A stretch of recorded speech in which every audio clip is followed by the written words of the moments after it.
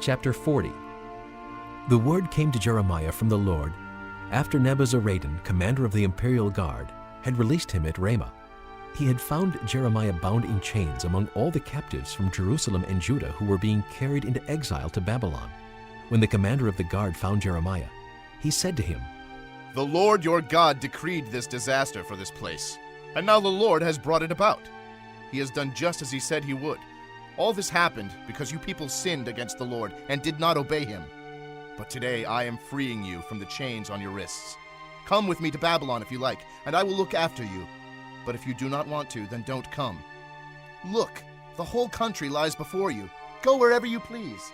However, before Jeremiah turned to go, Nebuzaradan added, "Go back to Gedaliah, son of Ahikam, the son of Shaphan, whom the king of Babylon has appointed over the towns of Judah, and live with him among the people, or go anywhere else you please." Then the commander gave him provisions and a present and let him go. So Jeremiah went to Gedaliah, son of Ahikam, at Mizpah, and stayed with him among the people who were left behind in the land. When all the army officers and their men who were still in the open country heard that the king of Babylon had appointed Gedaliah, son of Ahikam, as governor over the land, and had put him in charge of the men, women, and children who were the poorest in the land, and who had not been carried into exile to Babylon, they came to Gedaliah at Mizpah. Ishmael, son of Nethaniah, Johanan and Jonathan, the sons of Kareah, Sariah, son of Tanhumeth, the sons of Ephi, the Netophathite, and Jaazaniah, the son of the Maacathite, and their men. Gedaliah, son of Ahikam, the son of Shaphan, took an oath to reassure them and their men. "Do not be afraid to serve the Babylonians," He said, "Settle down in the land and serve the king of Babylon, and it will go well with you. I myself will stay at Mizpah to represent you before the Babylonians who come to us.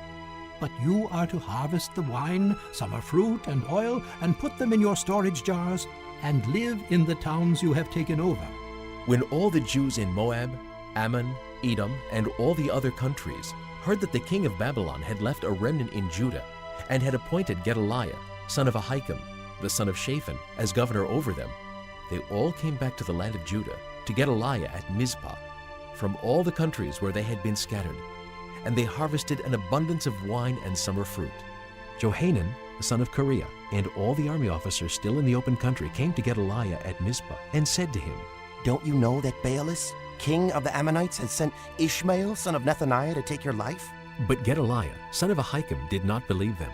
Then Johanan, son of Kareah, said privately to Gedaliah in Mizpah, "Let me go and kill Ishmael, son of Nethaniah, and no one will know it.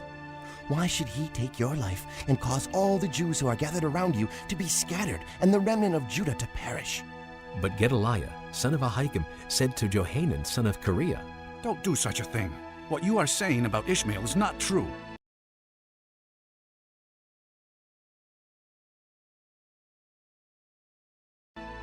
Chapter 41. In the 7th month, Ishmael, son of Nethaniah, the son of Elishama, who was of royal blood, and had been one of the king's officers, came with 10 men to Gedaliah, son of Ahikam, at Mizpah. While they were eating together there, Ishmael, son of Nethaniah, and the 10 men who were with him got up and struck down Gedaliah, son of Ahikam, the son of Shaphan, with the sword, killing the one whom the king of Babylon had appointed as governor over the land. Ishmael also killed all the Jews who were with Gedaliah at Mizpah, as well as the Babylonian soldiers who were there. The day after Gedaliah's assassination, before anyone knew about it, 80 men who had shaved off their beards, torn their clothes, and cut themselves came from Shechem, Shiloh, and Samaria, bringing grain offerings and incense with them to the house of the Lord. Ishmael, son of Nethaniah, went out from Mizpah to meet them, weeping as he went. When he met them, he said, "Come to Gedaliah, son of Ahikam." When they went into the city, Ishmael, son of Nethaniah, and the men who were with him slaughtered them and threw them into a cistern. But 10 of them said to Ishmael, "Don't kill us. We have wheat and barley, oil and honey hidden in a field." So he let them alone and did not kill them with the others. Now the cistern where he threw all the bodies of the men he had killed along with Gedaliah was the one King Asa had made as part of his defense against Baasha, king of Israel. Ishmael, son of Nethaniah, filled it with the dead. Ishmael made captives of all the rest of the people who were in Mizpah, the king's daughters along with all the others who were left there, over whom Nebuzaradan, commander of the imperial guard, had appointed Gedaliah, son of Ahikam. Ishmael, son of Nethaniah, took them captive and set out to cross over to the Ammonites. When Johanan, son of Kareah, and all the army officers who were with him heard about all the crimes Ishmael, son of Nethaniah, had committed, they took all their men and went to fight Ishmael, son of Nethaniah. They caught up with him near the great pool in Gibeon. When all the people Ishmael had with him saw Johanan, son of Kareah, and the army officers who were with him, they were glad. All the people Ishmael had taken captive at Mizpah turned and went over to Johanan, son of Kareah. But Ishmael, son of Nethaniah, and 8 of his men escaped from Johanan and fled to the Ammonites. Then Johanan, son of Kareah, and all the army officers who were with him led away all the survivors from Mizpah, whom he had recovered from Ishmael, son of Nethaniah, after he had assassinated Gedaliah, son of Ahikam, the soldiers, women, children, and court officials he had brought from Gibeon. And they went on, stopping at Geruth-Kimham near Bethlehem on their way to Egypt to escape the Babylonians. They were afraid of them because Ishmael, son of Nethaniah, had killed Gedaliah, son of Ahikam, whom the king of Babylon had appointed as governor over the land.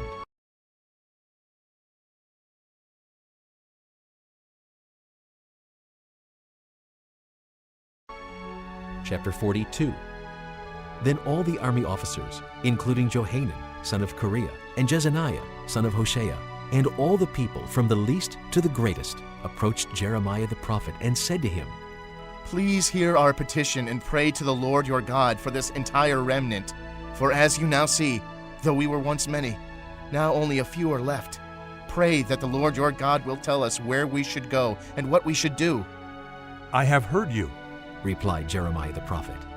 I will certainly pray to the Lord your God as you have requested. I will tell you everything the Lord says and will keep nothing back from you. Then they said to Jeremiah, May the Lord be a true and faithful witness against us, if we do not act in accordance with everything the Lord your God sends you to tell us. Whether it is favorable or unfavorable, we will obey the Lord our God, to whom we are sending you, so that it will go well with us. For we will obey the Lord our God. 10 days later the word of the Lord came to Jeremiah. So he called together Johanan, son of Kareah, and all the army officers who were with him, and all the people from the least to the greatest. He said to them, This is what the Lord, the God of Israel, to whom you sent me to present your petition, says. If you stay in this land, I will build you up and not tear you down. I will plant you and not uproot you, for I am grieved over the disaster I have inflicted on you. Do not be afraid of the king of Babylon, whom you now fear. Do not be afraid of him, declares the Lord, for I am with you, and will save you and deliver you from his hands. I will show you compassion, so that he will have compassion on you and restore you to your land. However, if you say, We will not stay in this land, and so disobey the Lord your God, and if you say, No, we will go and live in Egypt, where we will not see war or hear the trumpet or be hungry for bread, then hear the word of the Lord, O remnant of Judah. This is what the Lord Almighty, the God of Israel, says. If you are determined to go to Egypt, and you do go to settle there, then the sword you fear will overtake you there, and the famine you dread will follow you into Egypt, and there you will die.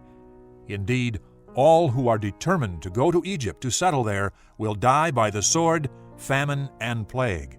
Not one of them will survive or escape the disaster I will bring on them. This is what the Lord Almighty, the God of Israel, says. As my anger and wrath have been poured out on those who lived in Jerusalem, so will my wrath be poured out on you when you go to Egypt. You will be an object of cursing and horror, of condemnation and reproach. You will never see this place again. O remnant of Judah, the Lord has told you, do not go to Egypt. Be sure of this. I warn you today that you made a fatal mistake when you sent me to the Lord your God and said, Pray to the Lord our God for us. Tell us everything he says and we will do it. I have told you today, but you still have not obeyed the Lord your God in all he sent me to tell you. So now, be sure of this. You will die by the sword, famine, and plague in the place where you want to go to settle.